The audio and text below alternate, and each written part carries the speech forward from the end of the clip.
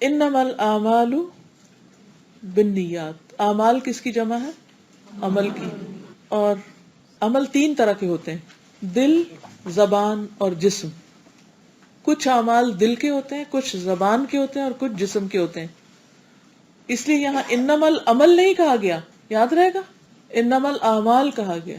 ہر طرح کے اعمال، ہر قسم کے اعمال، چاہے وہ دل کے ہوں، قلبی، جیسے ہماری جو بھی باتیں دل میں ہم کرتے ہیں، چاہے وہ اچھے گمان ہے یا برے گمان، یا ایمان ہے، تقوی ہے یا کفر ہے یا نفاق ہے یا شرک ہے یا شک ہے یا یقین ہے، کچھ بھی، یہ بھی اعمال ہے.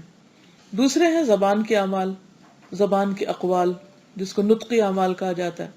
تو زبان کے اعمال جو ہیں، اس میں کیا ہے، جو بھی ہم باتیں کرتے ہیں، چاہے اللہ کا ذکر کریں، چاہے کوئی شخص گالی دے، یہ سب زبان کے اعمال ہو گئے. پھر اس کے بعد باقی اعضاء کے اعمال، جیسے آنکھ کے، آنکھ کا کوئی عمل ہوتا ہے؟ دیکھنا، جو کچھ بھی دیکھتے رہتے ہیں، اچھا برا سب. کان کے اعمال، سننا، کیا بات ہے سننے میں دلچسپی. ہاتھ کے، پاؤں کے، باقی بھی جسم کے جو اعمال ہیں، ہمارے باقی اعضاء، جوارح کہتے ہیں اس کو عربی میں. قلب سب سے پہلے نمبر 1، پھر لسان اور جوارح. اب یہ ہے کہ اگرچہ باقی اعضاء کے بھی اعمال ہیں، لیکن خاص طور پر لسان کو الگ کیوں کیا گیا؟ سب سے زیادہ کام کون کرتا ہے؟ دل. سب سے زیادہ دل کام کرتا ہے نا. آپ سو بھی رہے ہوتے ہیں تو دل دھڑک رہا ہوتا ہے، کام کر رہا ہوتا ہے. جب آنکھ کھلتی ہے تو سب سے زیادہ کیا کرتا ہے کام؟ زبان. سوتے ہوئے ہم آنکھ نہیں کھولتے، یعنی صبح سویرے اٹھتے ہیں تو آنکھ بند کر کے ہی الحمدللہ الذی احیانا بعد ما اماتنا والیہ النشور، کسی اور اس کے کچھ خاص کام کرنے سے پہلے زبان بول پڑتی، الحمدللہ ذکر کرتی. اور اسی طرح باقی بھی. پھر اس کے بعد یہ کہ آنکھ کا عمل، کان کا عمل یا باقی اعضاء کے اعمال بعض اوقات ہمارے اپنے تک محدود رہتے ہیں، لیکن زبان کی جو باتیں ہیں وہ دوسروں پر بھی اثر انداز ہوتی ہیں. ٹھیک ہے نا. اور پھر باقی سارے اعضاء، ہاتھ پاؤں وغیرہ سب شامل ہیں، کیونکہ ہر عمل کے پیچھے کوئی نہ کوئی ارادہ ہوتا ہے، کوئی نہ کوئی نیت ہوتی، اور دو میں سے ایک ہوتا ہے، اللہ کی رضا کا حصول یا پھر دنیاوی غرض کا حصول، دنیا کی کسی چیز کا حصول. یعنی انسان کا کوئی عمل نیت سے خالی نہیں ہوتا، ہر عمل کے پیچھے یا تو اللہ کی رضا مقصود ہوگی یا پھر دنیا کی کوئی غرض، دنیا کا کوئی مطلب، دنیا کا کوئی فائدہ. تو دونوں کو آپ آمنے سامنے رکھ لیں. اب انسان کا درخت کس طرح کا ہوگا، یعنی وہ انسان کیسا انسان ہوگا، اس کے اعمال کس طرح اگیں گے، کتنے مضبوط ہوں گے، کتنے پھلے پھولیں گے، کتنے پھل اس میں لگیں گے، وہ آگے کتنے ملٹی پلائی ہوں گے، یہ ڈپینڈ کرتا ہے کہ آپ نے کوئی کام کس نیت سے کیا. جتنی اچھی نیت ہوگی، جتنا اچھا بیج ہوگا، اتنا اچھا درخت نکلے گا، اتنا زیادہ فائدہ ہوگا دنیا کے اعتبار سے، اور آخرت کے اعتبار سے بھی اسی کے مطابق اجر ملے گا. جس مقصد کے لیے کام کیا اسی طرح کا اجر ملے گا. حدیث میں آتا ہے، رسول اللہ صلی اللہ علیہ وسلم نے فرمایا، اللہ تبارک و تعالیٰ فرماتے ہیں، من عمل عملا اشرک فیہ معی غیری ترکتہ وشرکہ. صحیح مسلم کی حدیث ہے 7666. معنی کیا ہے؟ اللہ تبارک و تعالیٰ فرماتے ہیں، جو شخص کوئی عمل سر انجام دے، مثلا میں کوئی کام کروں، جیسے اس وقت پڑھا رہی ہوں، یا آپ اس وقت پڑھ رہے ہیں یا لکھ رہے ہیں، سیکھ رہے ہیں، تو جو شخص کوئی کام کرے مثلا پڑھنے یا پڑھانے کا، اس میں میرے ساتھ کسی اور کو شریک کر لے، غرض دنیا کا کوئی فائدہ ہو، مال کی طلب ہو، یا جاہ کی حرص ہو، یا تعریف کا شوق ہو، یا کوئی اور مادی فائدہ ہو، یا کوئی ہڈن غرض بیچ میں شامل ہو، تو اللہ تعالیٰ فرماتے ہیں میں اس کو بھی چھوڑ دوں گا، یعنی اس بندے کی مدد نہیں کروں گا، وہ اپنے کام میں کامیاب نہیں ہوگا، اور اس کے شرک والے عمل کو بھی چھوڑ دوں گا. یعنی دنیا میں بھی پھر میری مدد اور تائید اس کو حاصل نہیں ہوگی، اور آخرت میں بھی اس بندے کو میری طرف سے کوئی رحمت یا مدد میں حصہ نہیں ملے گا، اور نہ اس کے عمل کا اس کو کوئی پھل یا صلہ ملے گا۔ تو اس لیے پیاری بہنوں، سب سے پہلے اس وقت ہم آج یہاں آنے اور بیٹھنے کے بارے میں اپنے اپنے دل کا، اپنی سوچ کا جائزہ لیتے ہیں کہ میں کیوں پڑھ رہی ہوں، یا میں کیوں پڑھا رہی ہوں، کیوں آئی ہوں یہاں، کیا میرا اور کوئی کام نہیں تھا، کیا غرض ہے یہاں آنے کی، کیا سوچ کر آئی ہوں، یہاں اس وقت اس جگہ کیوں بیٹھی ہوں، اس سارے پڑھانے کا کیا مقصد ہے۔ اور آپ بھی اپنے آپ سے پوچھیے، کیا کسی دوست کی ملاقات سے آئی ہوں، یا ایسے ہی جائزہ لینے آئی ہوں، یا ایسے ہی بس وقت تھا تو سوچا پاس کر لیں جا کے وہاں، یا کسی کے مقابلے میں آئی ہوں، یا کیا مقصد ہے، یا پھر واقعی اللہ کو خوش کرنے کے لیے آئی ہوں کہ یا رب، جیسے موسیٰ علیہ السلام اپنی قوم سے آگے آگے تھے نا، جئت الیک رب لترضی، اللہ دوڑتا ہوا آیا ہوں تیری طرف تاکہ تو راضی ہو جائے، تو خوش ہو جائے، تیری خوشی کے لیے آیا ہوں، میں جاہل ہوں، میں لا علم ہوں، میں جاننا چاہتا ہوں کہ تو ہمارے لیے کیا پسند کرتا ہے، تجھے کیسے عمل چاہیے، میں اپنی اصلاح کے لیے آیا ہوں، اپنی علمی ترقی کے لیے آیا ہوں، اپنی روحانی ترقی کے لیے آیا ہوں، تاکہ میں زیادہ سے زیادہ بہتر کام کر سکوں۔ اگر ہماری نیت خالص ہوگی، صرف اللہ کی رضا اور کوئی غرض نہیں، تو آپ دیکھیے کہ ہمارے لیے یہ کام بھی آسان ہو جائے گا، وقت میں بھی برکت ہوگی، اس کے آگے بھی بے شمار فائدے ہوں گے۔ رسول اللہ صلی اللہ علیہ وسلم نے فرمایا کہ اللہ عز و جل نے فرمایا، میں سب شریکوں سے بہتر ہوں، جس نے میرے لیے کیے گئے عمل میں کسی اور کو شریک کیا تو میں اس سے بری ہوں، اور وہ اسی کے لیے ہے جس کو اس نے شریک کیا۔ یعنی یہ نہ کہو کہ میں اللہ کو خوش کرنے کے لیے بھی کر رہا ہوں، رشتہ داروں کو خوش کرنے کے لیے بھی کر رہا ہوں، اللہ کی خوشی بھی مطلوب ہے اور آپ کی بھی، ٹیچر آپ کی بھی خوشی مطلوب ہے، نو وے، صرف اللہ۔ ایک دن مجھے کسی نے خط لکھا، اس میں لکھا کہ میں فلاں جگہ پڑھنے جاتی ہوں صرف اللہ کے لیے اور اپنی ٹیچر کے لیے۔ اللہ، یہ اس کو کہاں سے ڈھونڈوں کہ میں اس کو بتاؤں کہ یہ عمل بیکار ہے، برباد ہے، صرف اللہ کے لیے جاؤ، ٹیچر کے لیے نہیں جاؤ۔ یہ تو ہم کر سکتے کہ فلاں سے سیکھنا، فلاں سے سیکھنا، لیکن ٹیچر کو خوش کرنے کے لیے مت جاؤ۔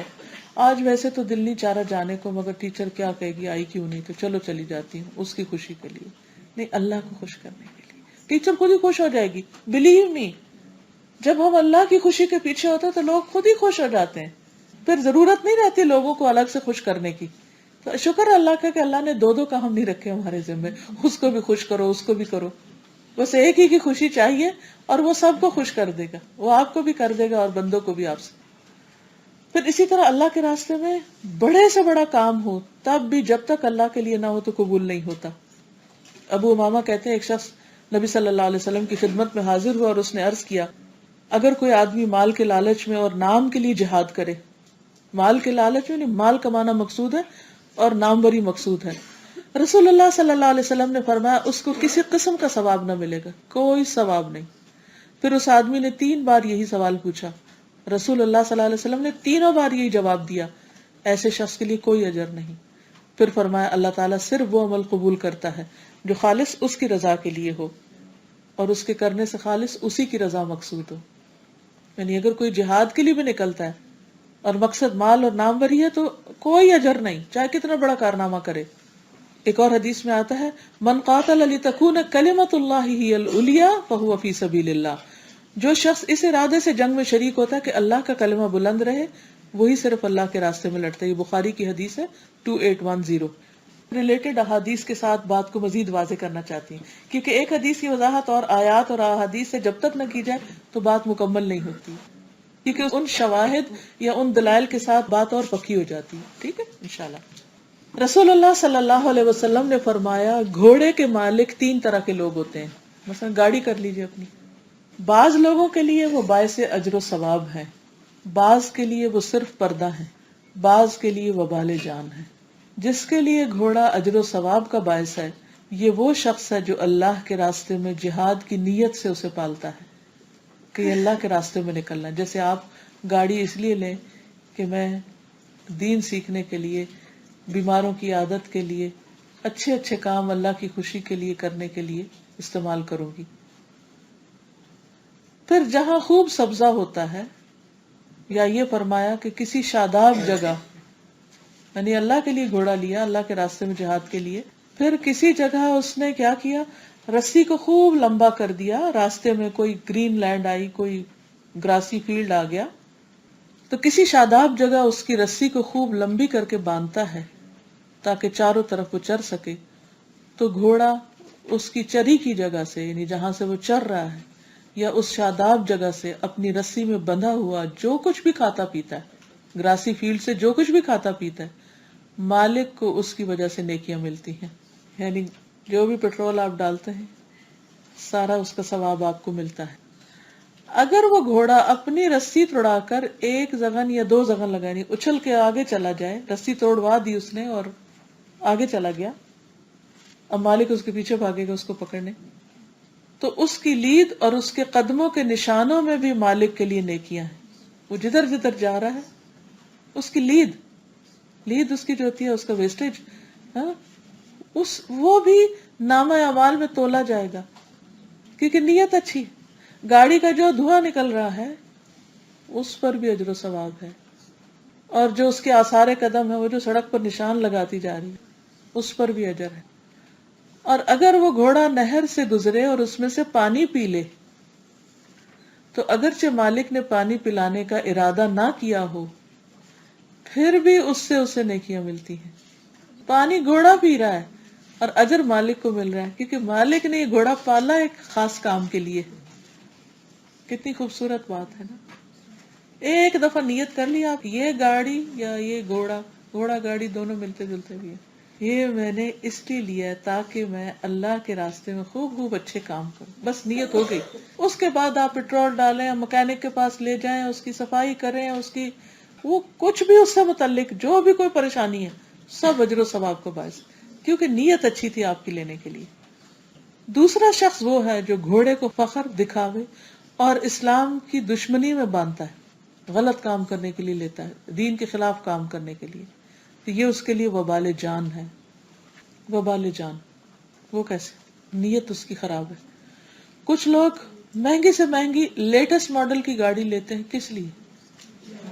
ضرورت ہوتی ہے، دکھاوے کے لیے، شہرت کے لیے، شیخی بگارنے کے لیے، اور جہاں سے گزریں گے ایسی آواز نکال کے اس کی گاڑی کے ایکسیلیٹر پہ پاؤں رکھ کے جس نے نہیں دیکھنا وہ بھی دیکھے کہ کون جا رہا ہے۔ تو یہ وبال جان ہے، یہ اللہ کی مدد ہوتی۔ جب اخلاص ہوتا ہے تو اللہ سبحانہ وتعالیٰ اس بندے کی اور اس کے کاموں کی خود حفاظت فرماتے ہیں۔ اور اگر بندہ اللہ کے سوا کسی اور کو شریک کر لے، کوئی اور مقصد شریک کر لے، تو اللہ تعالیٰ فرماتے ہیں ترکتہ وشرکہ، ترکتہ، میں چھوڑ دیا اس کو بھی اور اس کے شرک کو بھی، جو اس نے شرک والا کام کیا تھا۔ امام شافعی کہتے ہیں کہ یہ حدیث فقہ کے 70 موضوعات پر مشتمل ہے۔ بعض کا کہنا ہے کہ اگر 100 کتابیں لکھی جائیں تو یہ حدیث ہر کتاب کے مقدمے میں لکھی جائے گی۔ یعنی کوئی بھی عمل اس حدیث کے اندر جو مطلب ہے اس سے خالی نہیں، ہر عمل یا ہر کام کے لیے ارادہ، اور ہر کام کے لیے دو میں سے ایک ارادہ، یا اللہ کی رضا یا دنیا کا کوئی مطلب، تو جیسی نیت ہوگی ویسا ہی پھل ملے گا۔ پھر اسی طرح ایک اور روایت میں آتا ہے کہ جب عبداللہ بن ثابت فوت ہوئے تو ان کی بیٹی نے کہا کہ مجھے توقع ہے کہ ان کو شہادت کا مقام حاصل ہوگا، اس لیے کہ یہ سامان جہاد کی تیاری کر چکے تھے۔ رسول اللہ صلی اللہ علیہ وسلم نے فرمایا اللہ نے ان کو ان کی نیت کے مطابق ثواب عطا فرما دیا۔ سامان تیار تھا اور فوت ہو کے جانے سے پہلے، تو بستر پر بھی فوت ہو کر شہادت کا اجر۔ پھر اسی طرح آپ صلی اللہ علیہ وسلم نے فرمایا جب کوئی عورت اپنے شوہر کے گھر سے دل کی خوشی کے ساتھ فساد کی نیت کے بغیر صدقہ دے تو اس کے شوہر کے برابر اس کو ثواب ہوگا۔ یعنی عورت کی نیت اچھی تھی۔ اسی طرح خزانچی جو مال جمع کرتا ہے اور مال خرچ کرتا ہے، تو جتنا لوگوں کا مال صدقے میں آیا ہے اتنا وہ حق کے ساتھ اس کو ٹھکانے لگاتا ہے تو پورا اجر ان کے برابر کا پاتا ہے۔ اتنا بڑا اجر و ثواب ہے اس کام کا۔ پھر اسی طرح جو شب قدر میں ثواب کی نیت سے، اجر کی نیت سے کھڑا ہوتا ہے، اللہ تعالیٰ اس کے پچھلے سارے گناہ معاف کر دیتے ہیں۔ پھر اسی طرح انصار کا ایک آدمی تھا، اس کا گھر مدینہ سے بہت دور تھا، تو اس کی کوئی نماز بھی مسجد کے بغیر نہیں ہوتی تھی.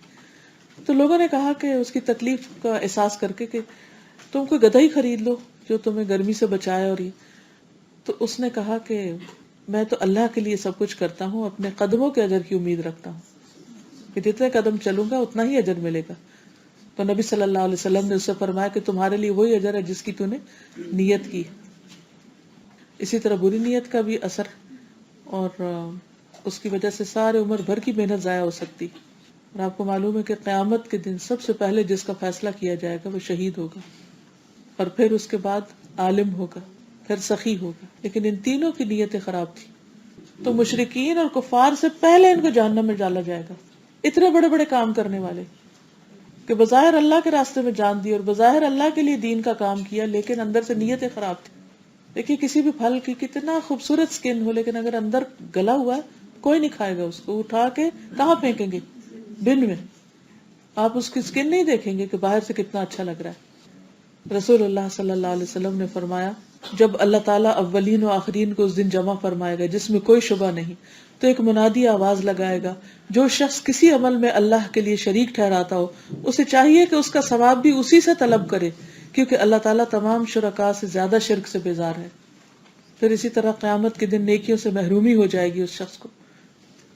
رسول اللہ صلی اللہ علیہ وسلم نے فرمایا اس امت کو عظمت و رفعت، دین و نصرت اور زمین میں اقتدار کی خوشخبری دے دو، سو جو ان میں سے آخرت کا عمل دنیا کے لیے کرے گا اس کا آخرت میں کوئی حصہ نہ ہوگا.